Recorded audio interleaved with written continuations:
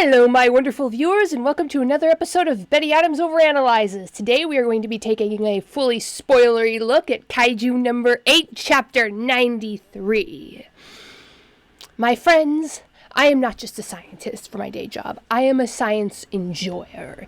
If you have followed this channel for any length of time, you will know that when anything I watch touches on a subject dear to my scientific heart, I can go off.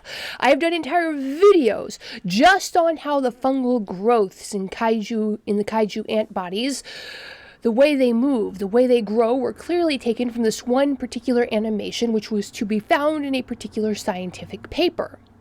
That animation, the product of an arduous scientific process, thousands upon thousands of pictures taken.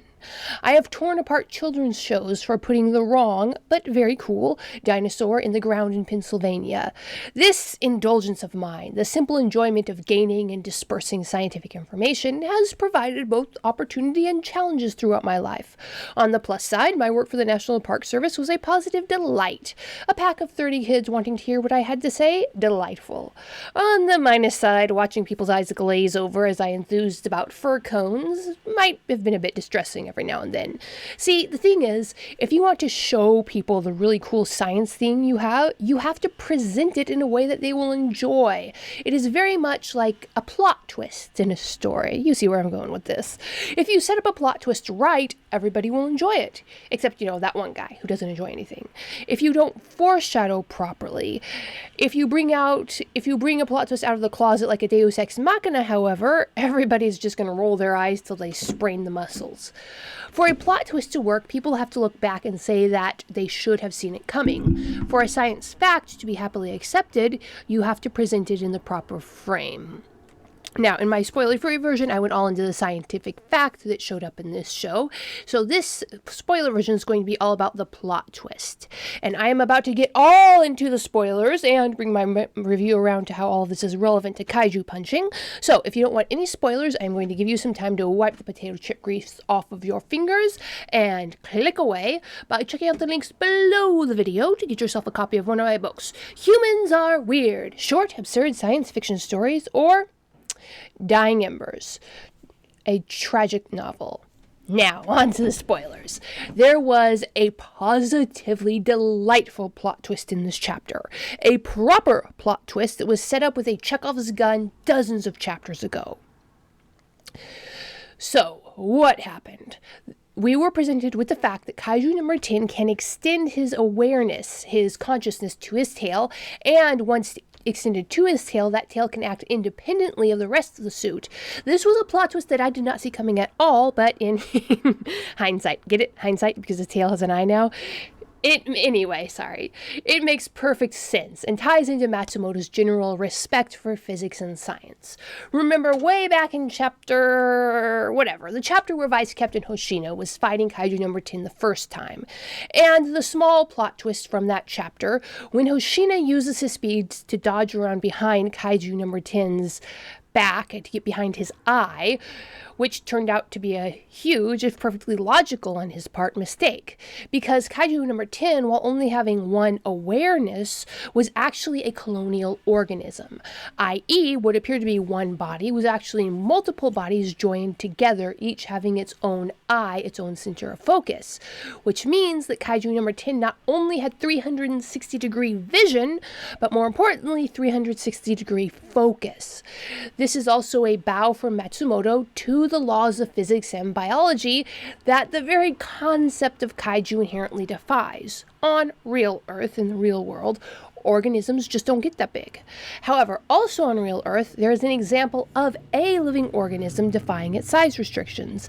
Single-celled organisms don't get much bigger than amoebas, which are barely visible to the human eye. But there are several organisms that are technically single-celled, but that can grow very large by forming colonies. That is, each cell, which can serve as a single living being by itself, works in concert, joining together with other cells to form colonies, to act like a much, much larger organism.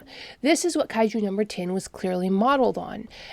After his debut, I commented on the delightful nod to reality in a fantastic scene in my video at the time. And now, by sticking to that one element of reality, Matsumoto was able to pull off the plot twist. Because I think we had all mostly forgotten about the colonial nature of Kaiju number 10's makeup. Or if we hadn't forgotten, I most certainly did, assumed that Kaiju number 10 was down to only one cell after his defeat and reformatting. However, now we see that is not so. His tail is just as capable of maintaining Kaiju number 10's awareness and will as the chest plate where we've seen his eye for the past several chapters, which is what allowed Hoshina to literally cut the tail loose and let it do its own thing. This allowed Hoshina to win the fight. And this is the important part, this is what made the plot twist so impactful. It was not based on some random, pulled out of willpower and friendship power-up, but based on the fact that Hoshina's established strengths of being the ultimate support personnel were perfect to allow the tail to whip around and stab the kaiju through the core. This right here is good writing. This chapter right here is what elevated Kaiju number 8 above all of the other possessed protagonists shown in Battle manga. Everything followed perfectly logically within the rules of the world set up in the first chapter, and while doing so produced a perfect plot twist. So, here we are. Reno and weapon number 6 unaccounted for. Mina and her monolithic kaiju opponent, the only ones left to show their fight. A handful of so far unseen kaiju out there, like the gleaming white giant that the bear hunters saw in the mountains. Kaiju number 8, still basically at full power, and the rest of the kaiju defense force at least holding their ground. At the moment, things are looking up for the defense force in Japan. But we all know Matsumoto is not going to let that stand. So what, my wonderful viewers, is the next chapter going to do to toss the status quo into the bin? Leave a comment below telling me what you think. Hit that like and subscribe button. And peace out, my wonderful viewers. Do you love awesome science fiction books? Of course you do. If you check out the links below the video, you can get yourself a copy of Comedy or Tragedy. Humans Are Weird. I have the data. Humans Are Weird, We Took a Vote, and Humans Are Weird, Let's Work It Out are the 3 comedy short story books available on Amazon, Barnes & Noble, Kobo by Rakuten, Google Play. There's even some copies at Powell's Books, the famous used bookstore in Portland, Oregon. Dying Embers, dragons, aliens, and things that go boom in the night, and soon Flying Sparks.